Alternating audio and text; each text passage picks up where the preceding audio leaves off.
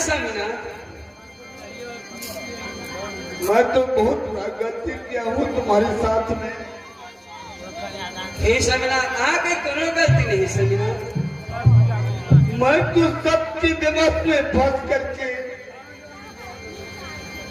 तुम्हारे मनमाने के लिए भेज दिया था सभी। हे स्वामीनाथ, अहाँ अपना बस में नहीं चले स्वामीनाथ। कहाँ का बस में चले हैं स्वामीनाथ? ये किया आगे सुनरी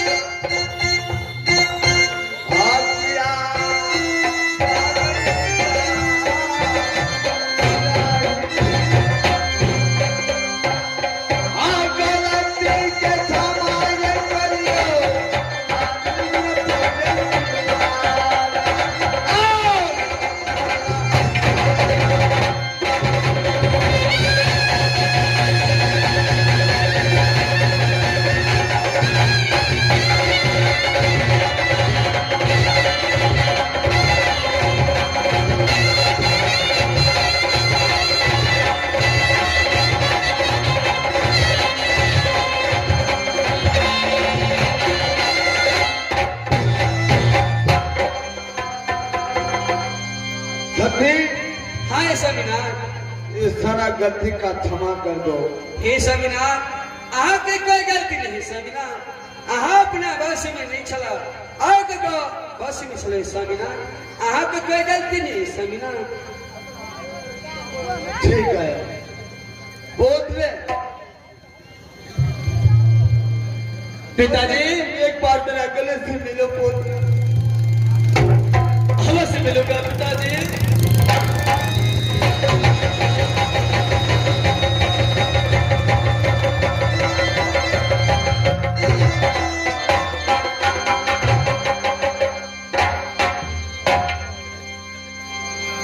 जंगली बादशाह, बोलिए पिताजी। अब सारे बातें का छोड़ो, ये जंगल झाटी का रहना छोड़ो, ये राज निर्गुणपुर किला में ये राज तिलक करो बेटा, ये राज का संभालो। ये निर्गुणपुर से हिंदू बन जगह नहीं तो बहुत पिताजी आज 12 बरस मेरा पैदा हुआ है। इस समय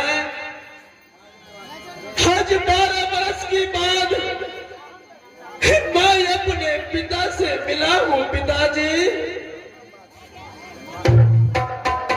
मेरा भी दिल करता है कि पिताजी को पास रहूं, पिताजी को गोद में खेलो, पिता को साथ में आराम करो। पिताजी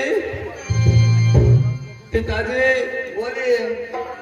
अगर मैं और मेरी माँ राज निर्गुणपुर किला में रह जाऊंगा तो मेरी सतोली माँ का दिक्कत हो जाएगा। पिताजी नहीं बहुत नहीं। इस समय छोड़िए सारी बातों का, मेरा और मेरी माँ को यहाँ से जाने दीजिए, फिर मैं जंगल में रहूंगा। पिताजी नहीं बोल रहे, मेरा छोड़ करके तुम नहीं जाओ, यहाँ पूरे परिवार मिलकर के रहो। तुम्हारे बिना ये रात अंधेरा अंधेरा दिखाई दे रहा है। आज मेरे रात का इजोला हो गया है। पिताजी अगर आपका यही विचार है जो पूरा परिवार मिलकर के एक साथ रहूंगा तो ठीक है। ये बस सारा परिवार मिलकर के ये राज निर्गुणपुर किला में रहूंगा। पिताजी मैं राजी हूँ। पिताजी ठीक है चलो। अरे मंत्री जी महाराज,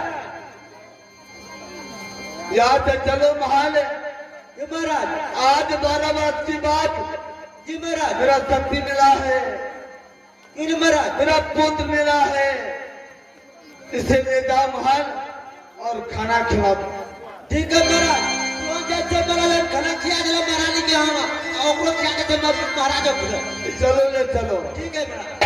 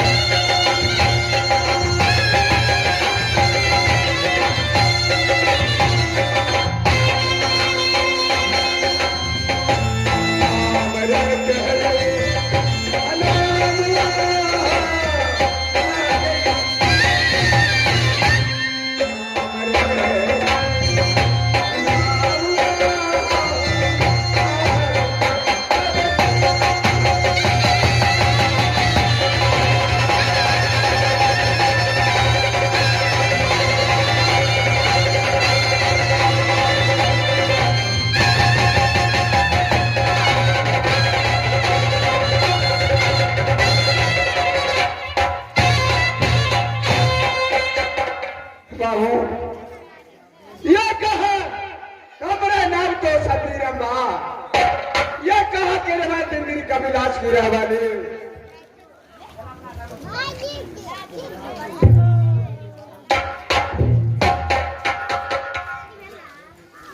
या बका हवा करे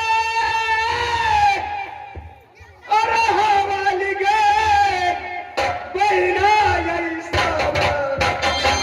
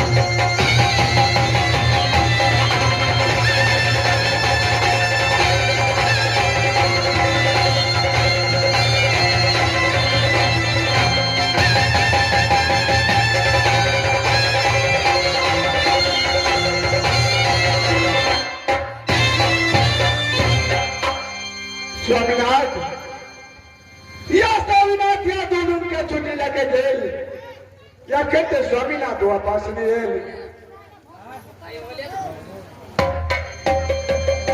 आ बहिनी गे आ सुन दे गे बताने आगे हमें